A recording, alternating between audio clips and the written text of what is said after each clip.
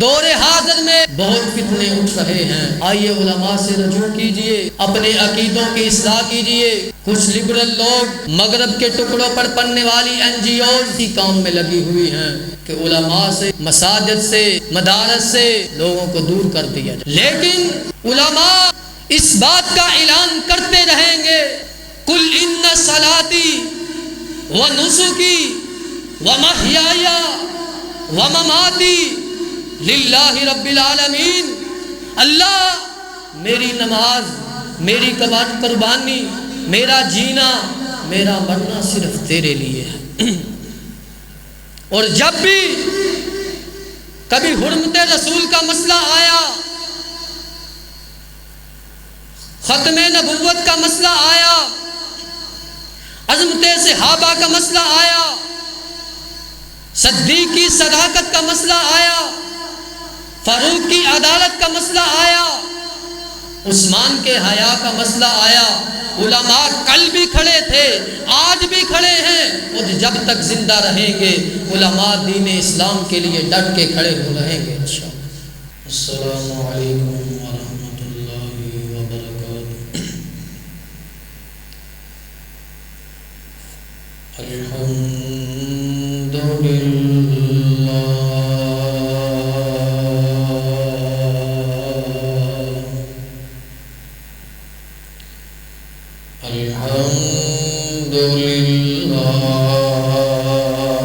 نحمدہ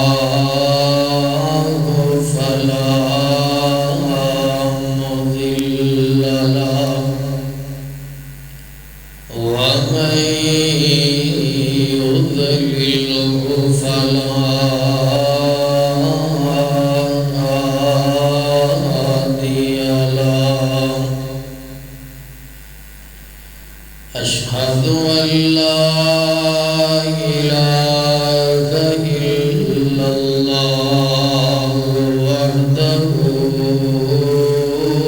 وحدہ لا شریک لہ واشہد ان محمدا عبدہ ورسولہ۔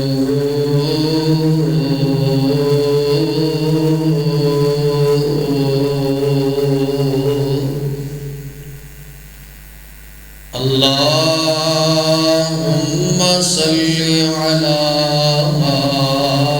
محمد وعلی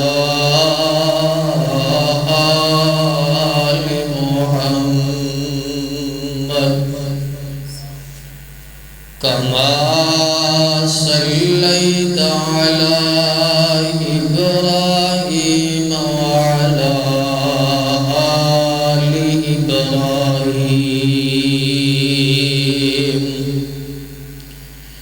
انک حمید مجید۔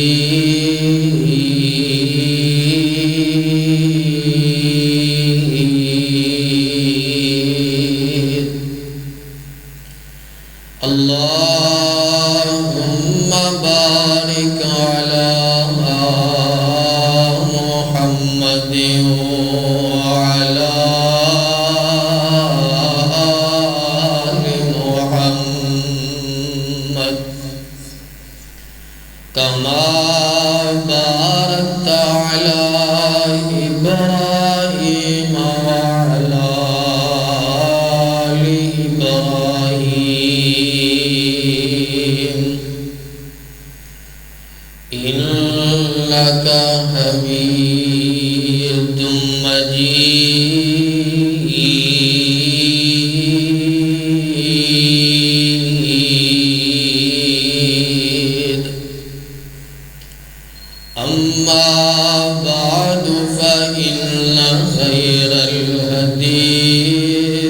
كتاب الله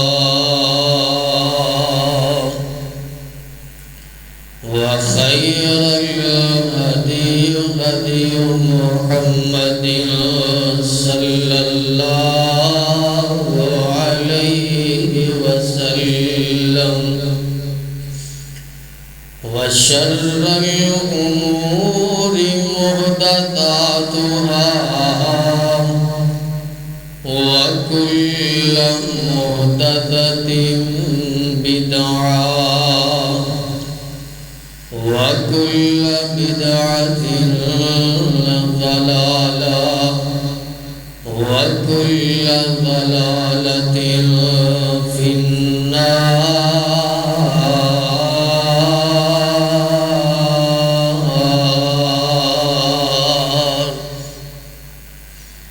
أما بعد فأعوذ بالله من الشيطان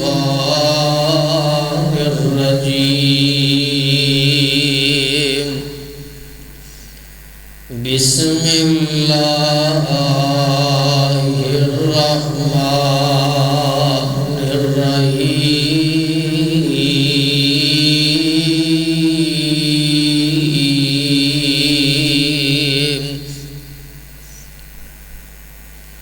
قل هو الله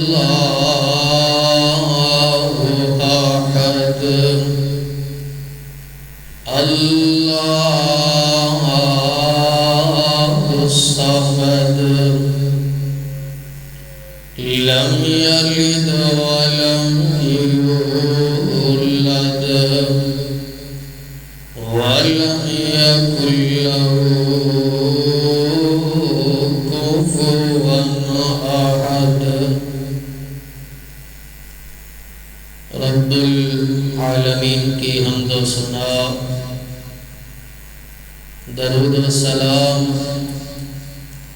امام الاولین والآخرین جناب محمد رسول اللہ صلی اللہ علیہ وآلہ وسلم کی ذات گرامی پر، جس سورت مبارکہ کو میں نے آپ کے سامنے تلاوت کیا ہے، اس سورت میں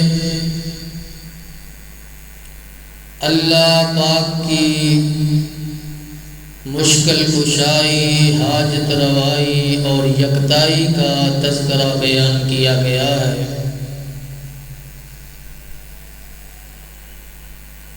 مرکز ربانیہ میں جمعہ پڑھنے والوں اور ارد گرد سے آنے والوں، دور حاضر میں سب سے بڑا فتنہ جو اس نوجوان نسل کو اور گھروں کو تباہ کر رہا ہے وہ شرک ہے۔ شرک بہت بڑی بیماری ہے۔ اللہ کے ساتھ کسی کو شریک ٹھہرانا، رب کا در چھوڑ کر اوروں کے دربار پہ جا کے مدد مانگنا، نظر و نیاز دینا، یقین جانیے ملک پاکستان کی میں بات کروں گا، یہ شرک والا فتنہ پورے ملک میں بہت پھیل چکا ہے۔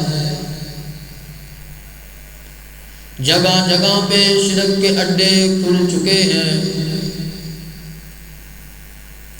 توحید یہ بہت ہی ایک اہم مسئلہ ہے۔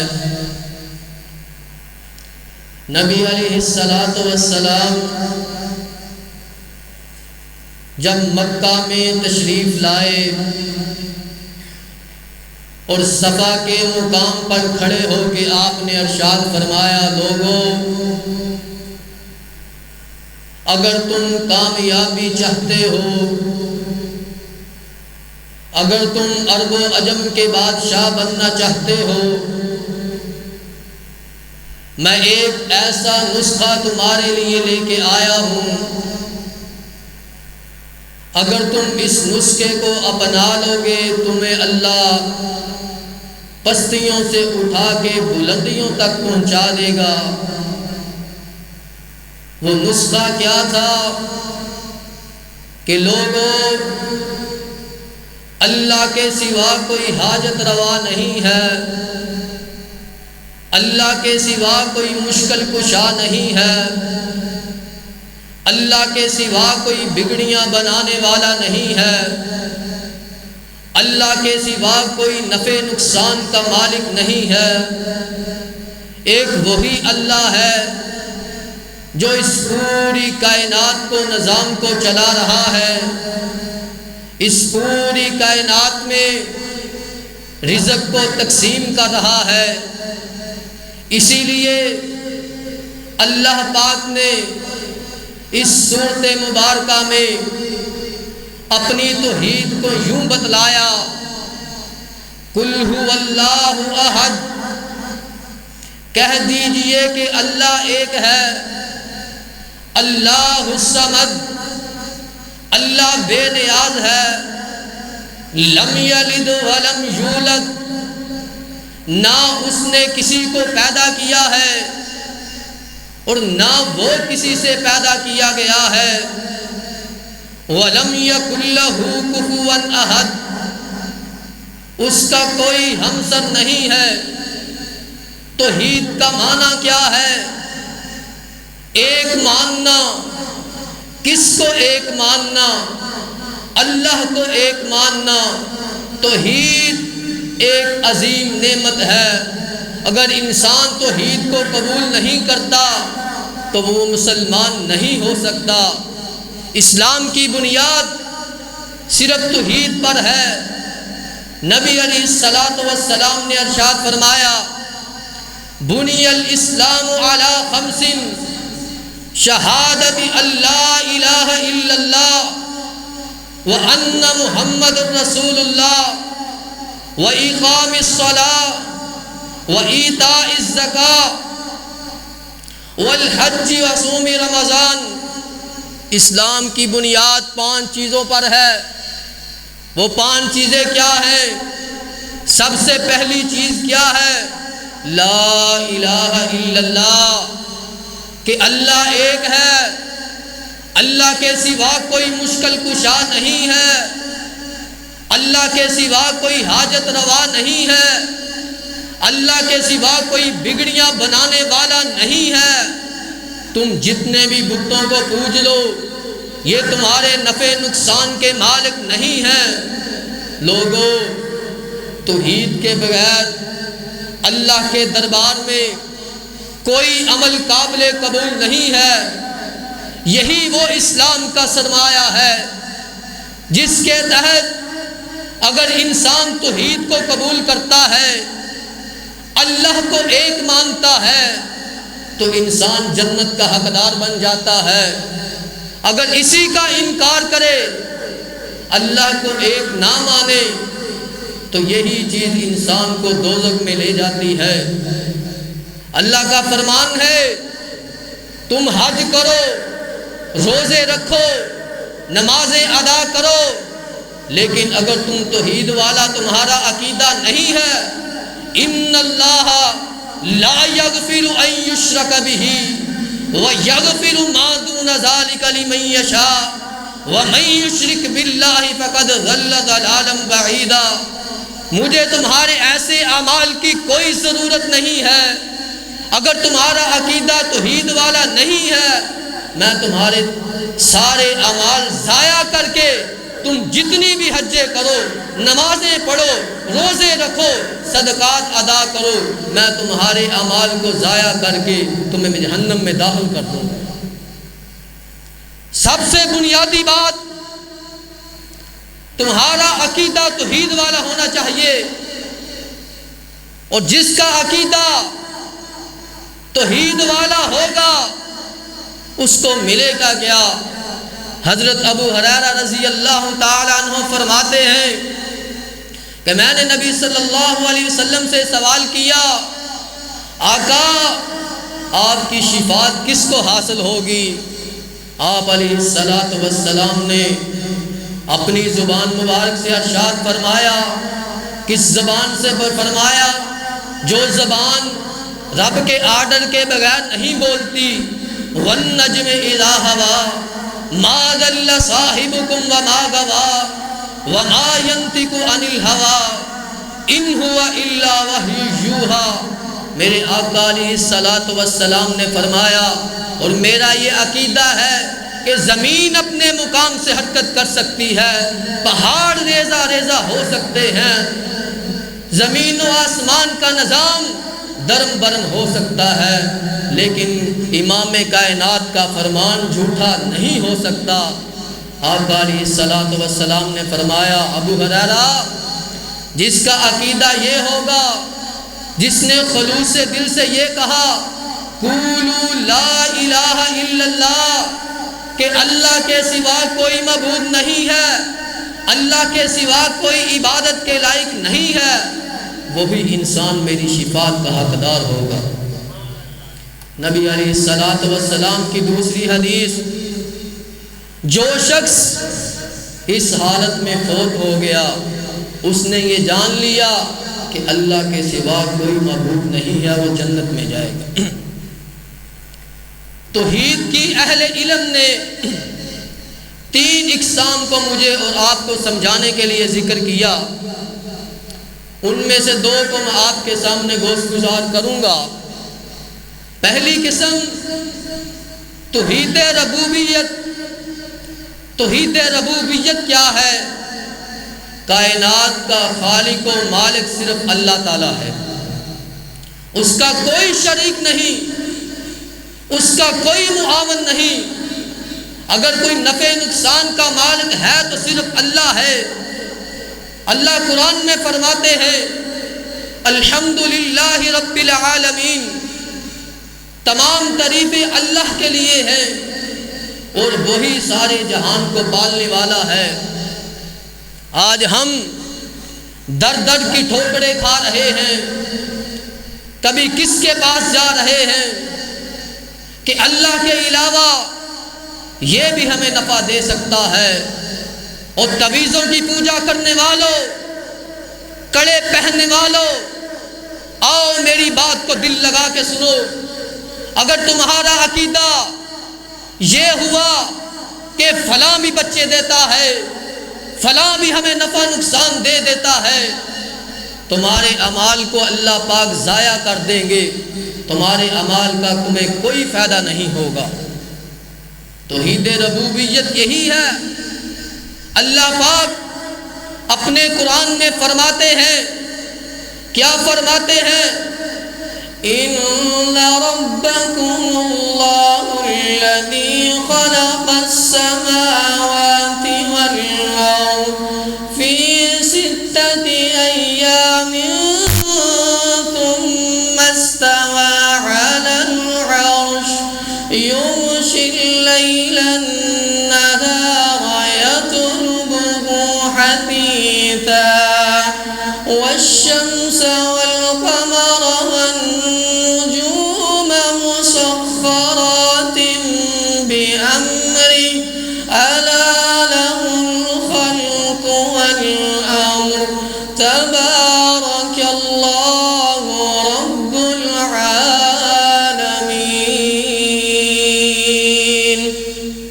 وہی اللہ ہے جس نے زمین و آسمان کو 6 دنوں میں بنایا، وہی دن اور رات کو بھیج رہا ہے۔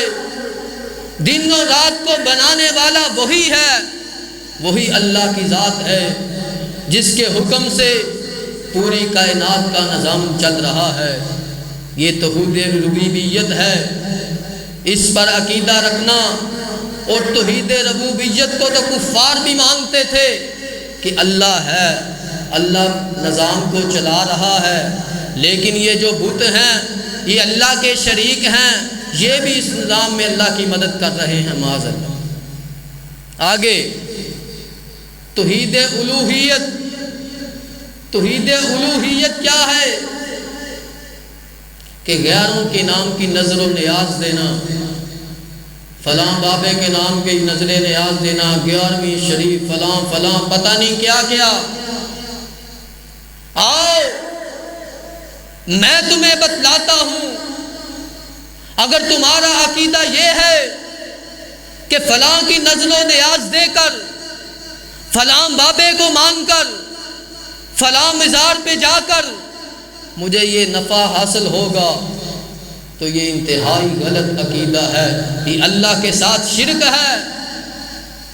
اللہ اپنے قرآن میں فرماتے ہیں قُلْ مَن يَرْزُقُكُم مِّنَ السَّمَاءِ وَالْأَرْضِ أَمَّن يَمْلِكُ السَّمْعَ وَالْأَبْصَارَ وَمَن يُخْرِجُ الْحَيَّ مِنَ الْمَيِّتِ وَيُخْرِجُ الْمَيِّتَ مِنَ الْحَيِّ وَمَن يُدَبِّرُ الْأَمْرَ فَسَيَقُولُونَ اللَّهُ، کہ وہی اللہ ہے جو پوری کائنات میں رزق کو تقسیم کر رہا ہے، وہی اللہ ہے جو مردوں کو زندہ کرتا ہے، وہی اللہ ہے جو کان کو سننے والے اور نہ کر اپنی حکومت کرتا ہے۔ تمہارا عقیدہ کیا ہے کہ فلاں کے پاس جاؤ؟ آؤ ایک میں نقطہ بیان کروں۔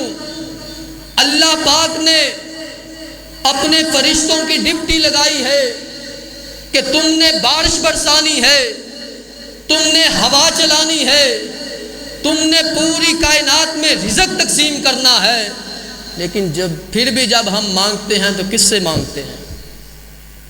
کہ فلاں فرشتے کی رزق کی ڈیوٹی ہے، یہ فرشتہ ہمیں رزق دیتا ہے، ہم اس سے کیوں نہیں مانگتے کہ یہ فرشتہ بارش دیتا، ہم اس سے بارش کی دعا کریں کہ یار تیری ڈیوٹی ہے تو بارش برسا، لیکن پھر بھی ہم اللہ سے مانگتے ہیں اللہ بارش برسا۔ لیکن آج کے دور میں یہ سب کبھی کس کا وسیلہ، کبھی فلاں بابے کا وسیلہ، کبھی فلاں کا، کبھی فلاں کا۔ یہ کیا عقیدہ ہے؟ تمہیں علماء نے کیا بتلایا ہے؟ یقین جانیے علماء منبر پہ کھڑے ہو کے یہ ترغیب دیتے ہیں کہ فلاں دربار پہ جاؤ، فلاں جگہ حاضری لگا کے آؤ، اللہ تمہارے گھر میں بچہ دے دے گا، بابے سے دعا کرو تمہارے گھر کے حالات ٹھیک ہو جائیں گے۔ لیکن وہی اللہ ہے جو اپنی الوہیت کو قرآن میں بیان فرما رہے ہیں قُلْ مَن يَرْزُقُكُم مِّنَ السَّمَاءِ وَالْأَرْضِ أَمَّن يَمْلِكُ السَّمْعَ وَالْأَبْصَارَ وَمَن يُخْرِجُ الْحَيَّ مِنَ الْمَيِّتِ وَيُخْرِجُ الْمَيِّتَ مِنَ الْحَيِّ وَمَن يُدَبِّرُ الْأَمْرَ فَسَيَقُولُونَ اللَّهُ۔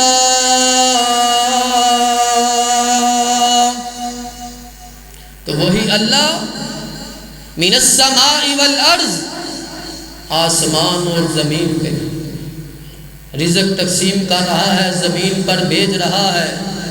وہی اللہ جو مردوں کو زندہ کرتا ہے، زندہ کو مردہ کرتا ہے۔ ہاں نبی بھی مانگتے رہے تو کس سے مانگتے رہے؟ حضرت ابراہیم علیہ السلام نے بیٹا مانگا تو کس سے مانگا؟ کیا کہا؟ رب ہب لی من الصالحین، اللہ مجھے نیک صالح بیٹا عطا کر دے۔ کس سے مانگ رہے ہیں؟ نبی سے بڑا کوئی ولی ہوتا ہے؟ اللہ سے مانگ رہے ہیں۔ اور حضرت یونس علیہ السلام نے ہمیں یہ عقیدہ دیا ہے جب کوئی پریشانی آ جائے، مصیبت آ جائے تو کس کو پکارنا ہے؟ آئیے ہم قرآن سے پوچھتے ہیں وَذَنُّونِ إِذْ ذَهَبَ مُغَاضِبًا فَظَنَّ أَن لَّن نَّقْدِرَ عَلَيْهِ فَنَادَىٰ فِي الظُّلُمَاتِ أَن لَّا إِلَٰهَ إِلَّا أَنتَ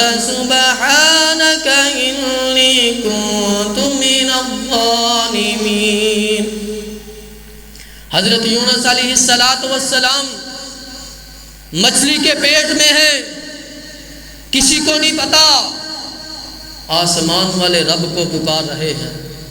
وہ کون رب ہے جو اندھیروں میں بھی سنتا ہے، جب کوئی نہ سنے وہ تب بھی سنتا ہے؟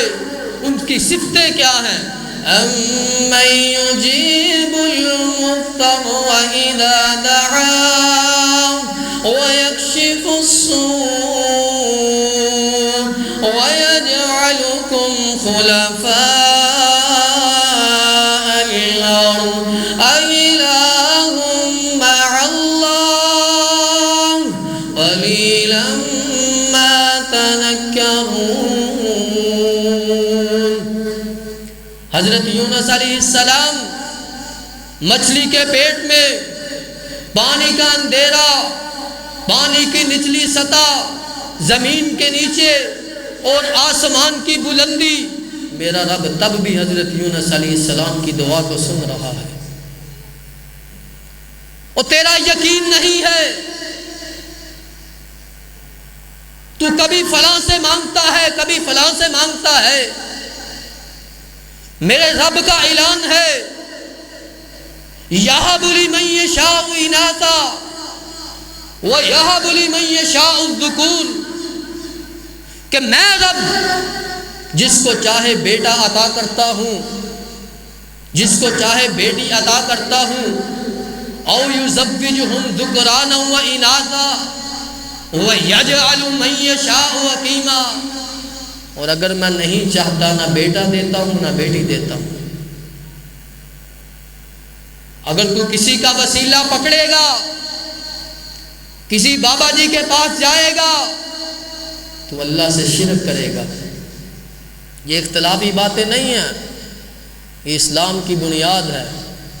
اگر تمہارا عقیدہ توحید والا نہ ہوا تو پھر اللہ کا اعلان سن لے، ان اللہ لا یغفر ان یشرک بہ ویغفر ما دون ذلک لمن یشاء، اللہ جسے چاہے معاف کر دے گا، کوئی جتنا بھی گناہگار ہوگا، جتنا بھی سیاکار ہوگا، لیکن جس نے اللہ کے ساتھ شرک کیا، کسی کو شریک ٹھہرایا، اسے اللہ کبھی معاف نہیں کرے گا۔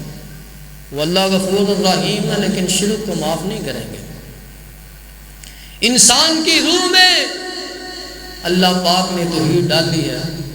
جب عالم ارواح کے اندر اللہ پاک نے ساری روحوں کو اکٹھا کیا، اللہ نے کیا فرمایا؟ الست بربکم،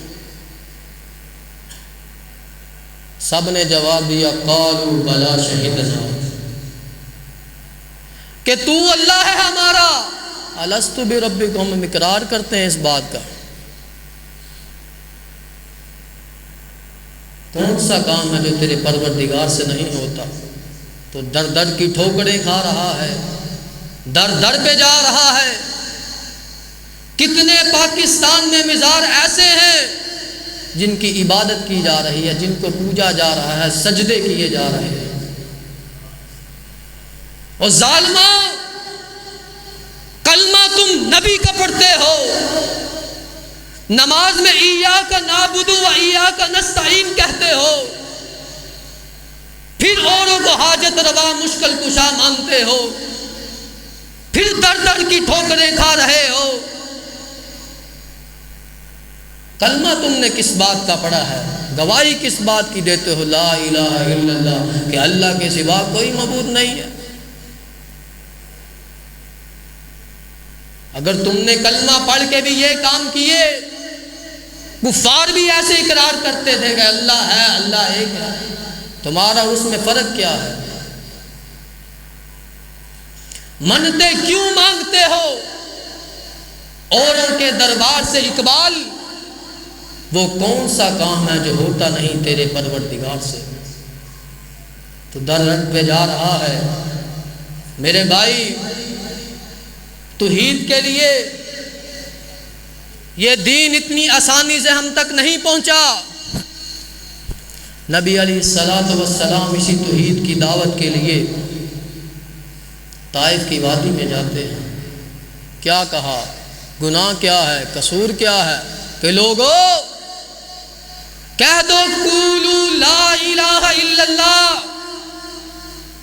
اللہ کے سوا کوئی مشکل کشا نہیں ہے، اللہ کے سوا کوئی حاجت روا نہیں ہے، اللہ کے سوا کوئی بگڑی بنانے والا نہیں ہے۔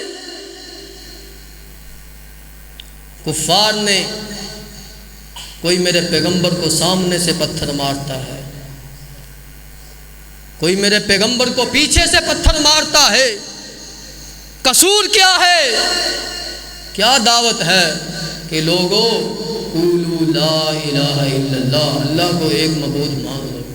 کوئی دائیں سے پتھر مارتا ہے، کوئی بائیں سے پتھر مارتا ہے، میرے پیغمبر کا جسم زخموں کے ساتھ چور ہو چکا ہے۔ اتنی پریشانیوں اور انبیاء کی تکلیفوں کے بعد میرے پاس، تمہارے پاس یہ دین پہنچا، ہم نے اس دین کی قدر کیا کی ہے؟ جتنے بھی انبیاء آئے ان کی ایک ہی دعوت تھی کہ لوگوں کہہ دو لا الہ الا اللہ، اللہ کے سوا کوئی معبود نہیں ہے۔ نبی علیہ الصلوۃ والسلام نے پتھر کھائے، کیوں کھائے؟ توحید کے لیے۔ نبیوں نے توحید ہم کو سکھلائی، جسم اپنا پتھروں سے زخمی کرا کر وہ کہتے تھے لوگوں پڑھو لا الہ، خدا کے سوا کوئی داتا نہیں ہے۔ اسی توحید کے لیے، توحید کی دعوت کے لیے حضرت ابراہیم علیہ السلام کو آگ میں پھینکا گیا۔ قصور کیا تھا کہ لوگوں ان مورتیوں کو پوجنا چھوڑ دو، یہ تمہارے نفع نقصان کی مالک نہیں ہے۔ اور میرے بھائی وہ مورتیاں بنا کے پوجتے تھے، آج مٹی کے نیچے، زمین کے نیچے دفن ہونے والے بابے کو پوجا جا رہا ہے۔ کیا یہ ظلم نہیں ہے؟ تم نے کلمہ کس بات کا پڑھا ہے؟ تو گواہی کس بات کی دیتا ہے کہ اللہ کے علاوہ کوئی معبود نہیں ہے؟ یہ نام نہاد مسلمان نہ بن۔ اگر کلمہ پڑھا ہے، اللہ کو ایک مانا ہے تو صحیح حقیقی معنوں میں مان۔ ایسے ماننے کا، کلمہ پڑھنے کا کوئی تجھے فائدہ نہیں ہوگا۔ توحید کی خاطر صحابہ اکرام نے اپنی جانوں کے نذرانے پیش کیے۔ حضرت بلال رضی اللہ تعالی عنہ کو تتی ریت پہ لٹایا جا رہا ہے، گرم ریت پہ لٹایا جا رہا ہے، اور امیہ کیا کہہ رہا ہے؟ بلال احد احد کہنا چھوڑ دے۔ بلال کیا جواب دیتے ہیں؟ امیہ سن لے، جان جا سکتی ہے، جسم کے ٹکڑے ٹکڑے ہو سکتے ہیں، زبان کاٹی جا سکتی ہے، لیکن بلال کی زبان سے آواز آئے گی تو لا الہ الا اللہ کی آئے گی، کہ اللہ کے سوا کوئی معبود نہیں ہے، اللہ کے سوا کوئی عبادت کے لائق نہیں ہے۔ صحابہ اکرام نے توحید کی خاطر اپنی جانوں کے نذرانے پیش کیے۔ حضرت خبیب رضی اللہ تعالی عنہ کا کیا قصور تھا کہ وہ ایک اللہ کو مانتے ہیں؟ ایک دن حضرت خبیب رضی اللہ تعالی عنہ کو کفار نے قید کیا، وہ ایک کمرے میں لا کے بند کر دیا، نہ کھانا دیا نہ پانی دیا۔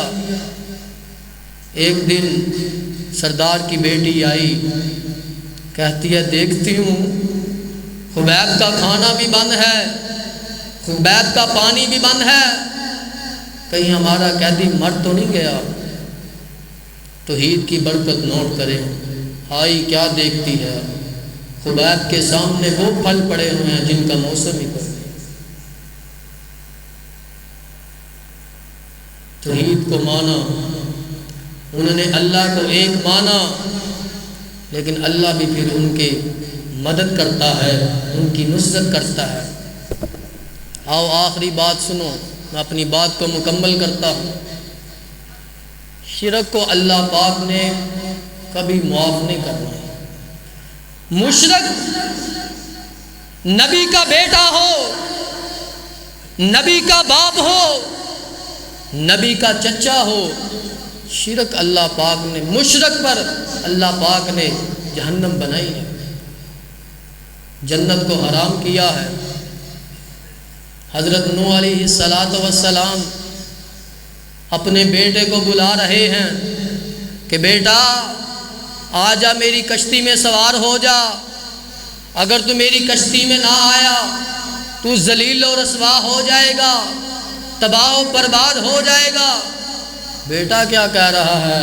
کہہ رہا قال سآوی الی جبل یعصمنی من الماء قال لا عاصم اليوم من امر اللہ الا من رحم۔ میرے باپ، میں کسی پہاڑ پہ چڑھ کے خود کو بچا لوں گا، مجھے کوئی نقصان نہیں پہنچا سکتا۔ باپ کہہ رہا ہے قال لا عاصم اليوم من امر اللہ الا من رحم، آج کوئی نہیں بچے گا، تو چاہے نبی کا بیٹا ہے لیکن تجھے آج کوئی نہیں بچا پائے گا، اگر تم نے کلمہ نہ پڑھا تو میں بھی تجھے نہیں بچا پاؤں گا۔ وحال بینہم الموج فکان من المغرقین۔ باپ نبی ہے، بیٹا مشرک ہے، باپ کے سامنے بیٹا پانی میں غرق ہو گیا۔ آخر بیٹا تھا، زبان حال آواز نکلی، اللہ میرا بیٹا میرے اہل میں تھا، اللہ اسے معاف کر دے۔ آئیے قرآن سے پوچھتے ہیں کہ حضرت نے اللہ سے دعا کیا کی، فرماتے ہیں وَنَادَى نُوحٌ رَبَّهُ فَقَالَ رَبِّ إِنَّ ابْنِي مِنْ أَهْلِي وَإِنَّ وَعْدَكَ الْحَقُّ وَأَنْتَ أَحْكَمُ الْحَاكِمِينَ۔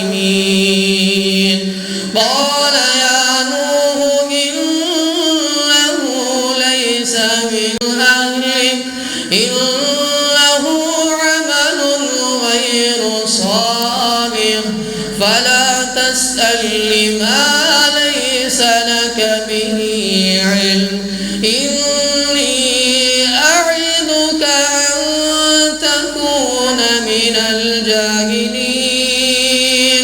قال رب إني أعوذ بك أن أسألك ما ليس لي به علم وإلا تغفرني وترحمني أكن من الخاسرين۔ اللہ میرے بیٹے کو معاف کر دے۔ اللہ کی طرف سے آواز آئی، اے میرے پیغمبر، یہ بیٹا مشرک تھا، تیرے اہل میں سے نہیں ہے، لہذا اس کے لیے مجھ سے دعا نہ کرو۔ اگر آپ دعا کرنے سے باز نہ آئے، میں آپ کا نام نبیوں کی صف سے نکال کے جاہلوں کی صف میں داخل کر دوں۔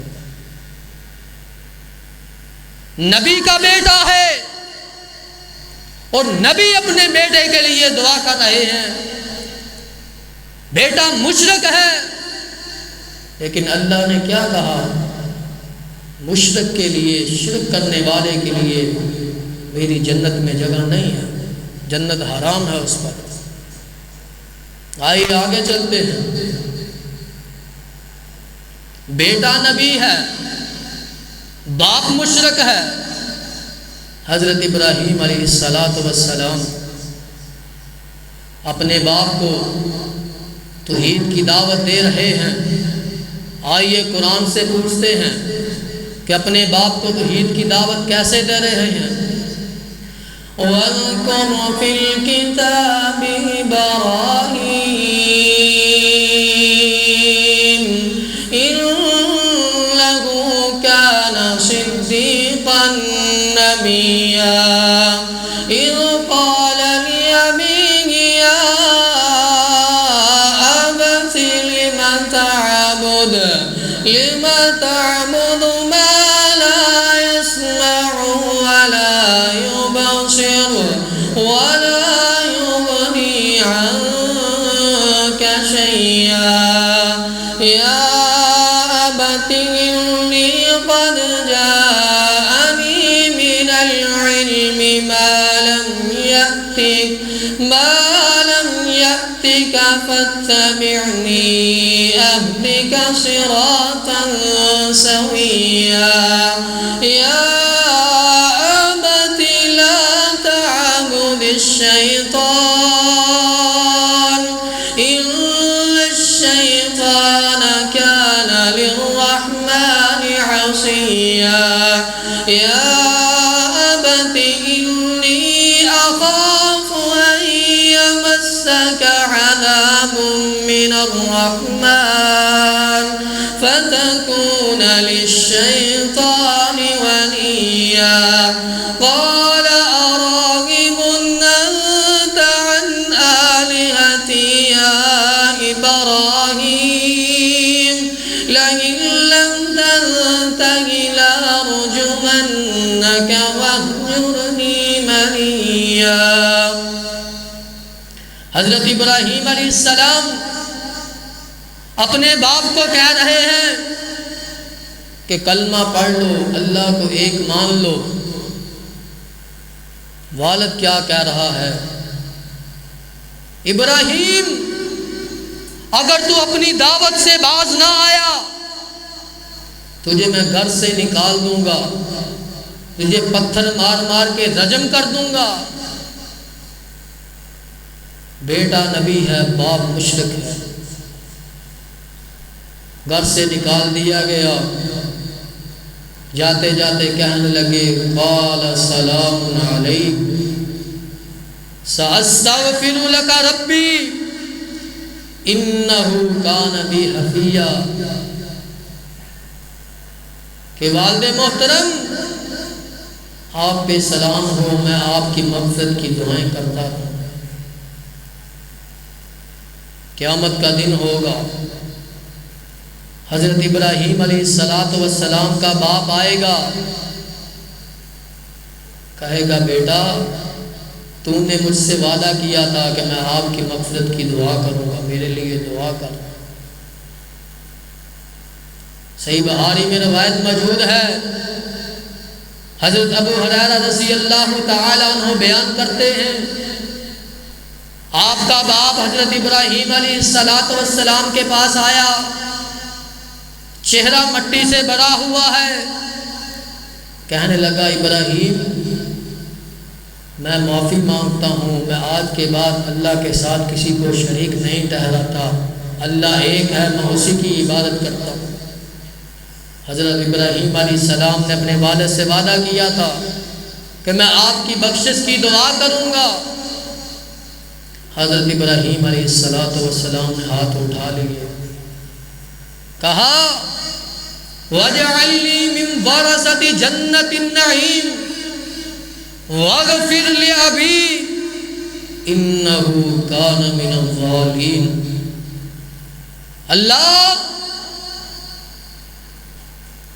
تو نے وعدہ کیا تھا ابراہیم میں تجھے کہیں ذلیل و رسوا نہیں کروں گا، اللہ میرے باپ کو معاف کر دے. آسمان سے آواز آئی ابراہیم وَلَا تُخْزِنِي يَوْمَ يُبْعَثُونَ. ابراہیم اپنے پاؤں کی طرف دیکھو. حضرت ابراہیم علیہ السلام نے اپنے پاؤں کی طرف دیکھا، اللہ پاک نے باپ کی شکل بچھو کی بنا دی. اور لوگوں بیٹا نبی ہے، باپ مشرک ہے، لیکن اللہ پاک نے مشرک کے لیے تو جنت بنائی نہیں، کبھی نہیں معاف کرے گا. سارے گناہ معاف کر سکتا ہے لیکن شرک کبھی نہیں معاف کرے گا۔ نبی کے سامنے نبی کا باپ ہے، شکل بچھو کی بنا کے اللہ پاک نے جہنم میں داخل کر دیا۔ شرک اللہ پاک نے کبھی معاف نہیں کرنا۔ آئیے علماء کے پاس آئیے، سیکھیے۔ دور حاضر میں بہت فتنے اٹھ رہے ہیں، آئیے علماء سے رجوع کیجئے، اپنے عقیدوں کی اصلاح کیجئے۔ کچھ لبرل لوگ مغرب کے ٹکڑوں پر پڑنے والی NGOs اسی کام میں لگی ہوئی ہیں کہ علماء سے، مساجد سے، مدارس سے لوگوں کو دور کر دیا جائے۔ لیکن علماء اس بات کا اعلان کرتے رہیں گے، قل ان صلاتی و نسکی و محیای و مماتی للہ رب العالمین۔ اللہ، میری نماز، میری قربانی، میرا جینا، میرا مرنا صرف تیرے لیے ہے۔ اور جب بھی کبھی حرمت رسول کا مسئلہ آیا، ختم نبوت کا مسئلہ آیا، عظمت صحابہ کا مسئلہ آیا، صدیق کی صداقت کا مسئلہ آیا، فاروق کی عدالت کا مسئلہ آیا، عثمان کے حیا کا مسئلہ آیا، علماء کل بھی کھڑے تھے، آج بھی کھڑے ہیں، اور جب تک زندہ رہیں گے علماء دین اسلام کے لیے ڈٹ کے کھڑے ہو رہیں گے انشاءاللہ۔ دنیا کی کوئی طاقت علماء کا رستہ نہیں روک سکتی۔ جتنا بھی پروپیگنڈا علماء کے خلاف کیا جائے، سب نے سوشل میڈیا میں دیکھا مفتی عزیز الرحمان والا واقعہ۔ اور میرے بھائی، جرم مولوی کرے، جرم یونیورسٹی کا پروفیسر افتخار بلوچ کرے، جرم پروفیسر کالج کا پروفیسر کرے، جرم جو بھی کرے اس کو سزا ملنی چاہیے کہ نہیں ملنی چاہیے؟ آج سے قبل جرم یونیورسٹیوں میں بھی ہوتے رہے،